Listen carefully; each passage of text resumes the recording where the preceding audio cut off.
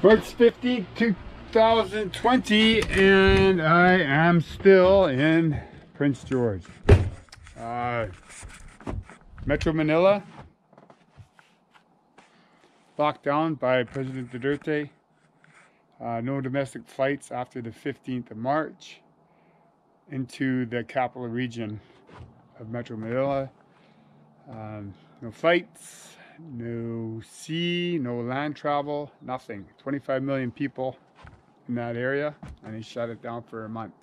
So I would have been able to fly to Manila on the 14th, which I was scheduled to do, and then fly to Cebu and meet Joan. But in the last couple, and I decided not to because they were going to lift the ban April 15th, and my return flight is April 11th, and I need a domestic flight from Cebu to Manila, and that just wasn't going to happen. So I decided not to go, and it's a good thing I didn't, because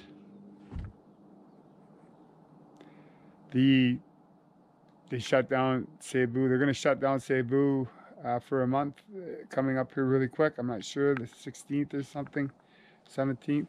So my fiance Joan, I got her to take.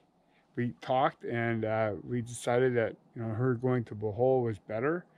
Bohol's going to go under a 4-day community quarantine itself, I think on the 16th to the 20th of March. Her papa's there. Her aunties are in Anda.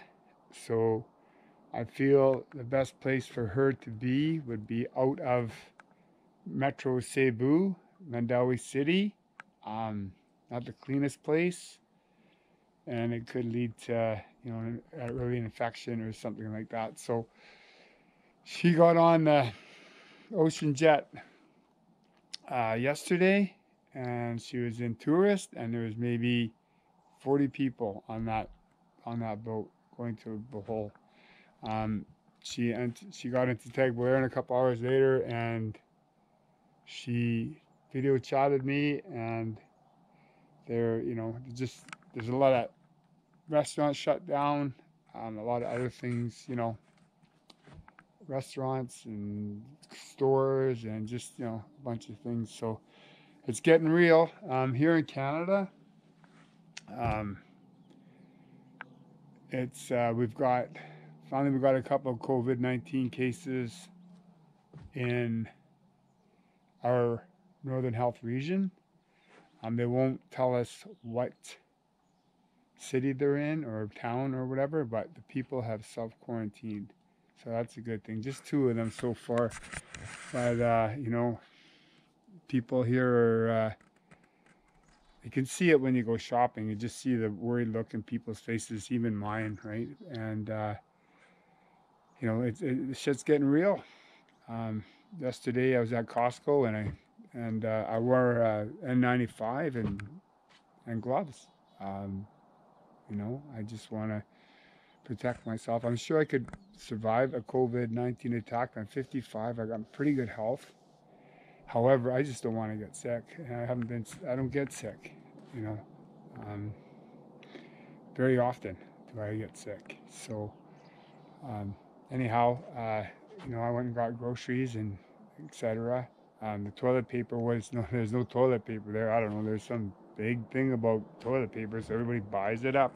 But I've got toilet paper, I stock up. I buy at Costco every week, and I've always got extra.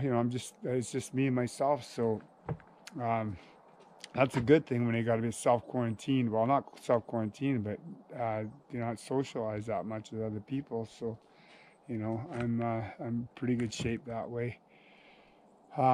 Anyways, I was in the gas has dropped. It was 89 cents a liter at Costco, so I picked up, I filled up my tank, and there was a lady, just before that, there was a lady in front of me, and she was kind of slow getting out of her car to fill up her tank, and she got out, and I looked at her, and she was crying, and I had to get out and talk to her, and I said, "Hey, are you okay?" And she said, I guess a friend of hers just died or something, but, things are building up, and the stress you know, it's getting stressful, right? Because,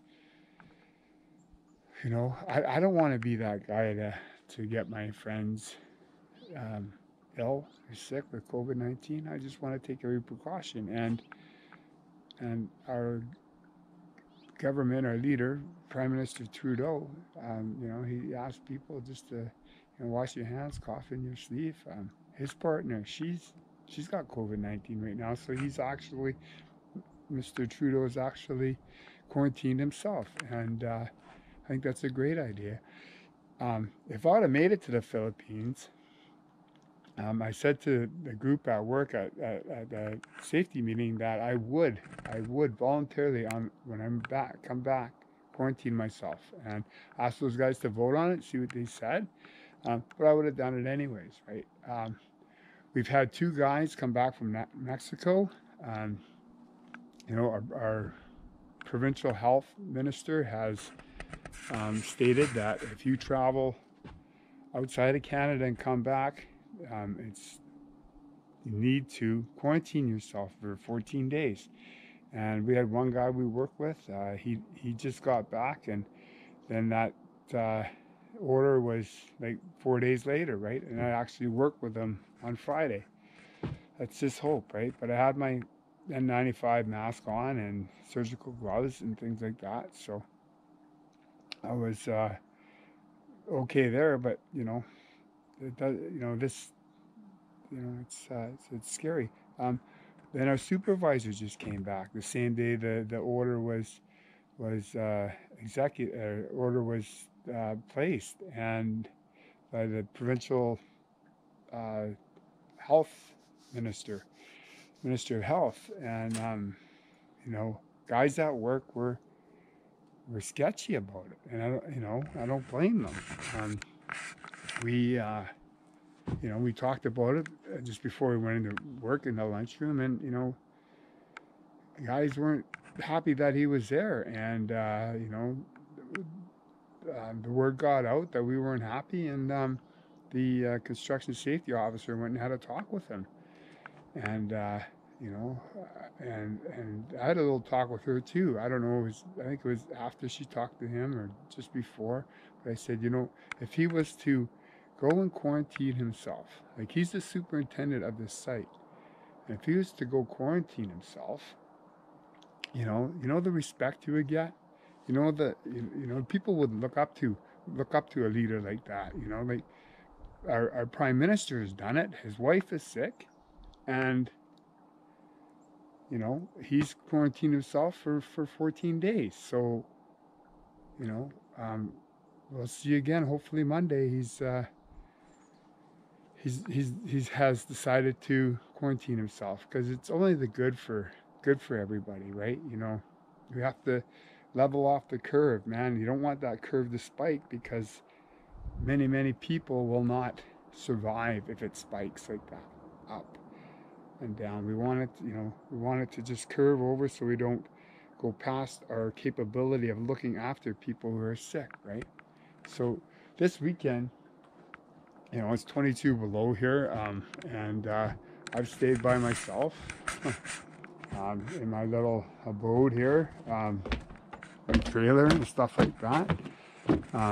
You know, I was going to go to the Philippines, and then I had to change everything around, and I was gonna winterize my trailer and things like that, and that means put antifreeze in the water lines, but that didn't happen, and I had a freeze up on Friday, early Saturday morning about 2 a.m. I had to get out of bed and fix that, freeze up in the water lines. So then I kept my water lines running, and you know, the water running, and next thing you know, my drain froze up. So today I spent the day just putting rock salt up and around my trailer here, all the way through, right?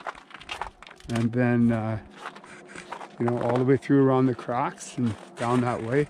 And then in here, I got, I don't know if you can see it, but there's a heater right back in there, and she's going. And thank God my drain pipes did, my drain pipe thawed out, and I've got drainage now to my shower and my bathroom sink. My toilet is still good because it's on a different tank and a different drainage line. Yeah, so, I've just been tinkering around here, doing what I can. Maybe tomorrow I'll wash the truck and change the oil, but, I've just been doing stuff by myself, and I've talked to a few people, and just, gonna ride this thing out, right? I'm worried about Joanne. I'm worried about my family, my daughter and 2 grandchildren and her partner, my brother and his family, and my son, and, but the best we can do right now is just stay the hell away from each other, so yeah, so that's about it. Oh, and another thing, I got refunded for my Airbnb. It took a little bit, but that was really cool. Expedia's been another story. I've been trying to get through them, but I waited for 2.5 hours Saturday morning to talk to a representative, because I got to that point where I was in queue, and the call dropped. So I was pretty disappointed about that. However, it's I will get that money back eventually. I just got to keep on trying, right? I just pray that hope everybody looks after themselves, looks after their families. Just be vigilant, care, and peace out.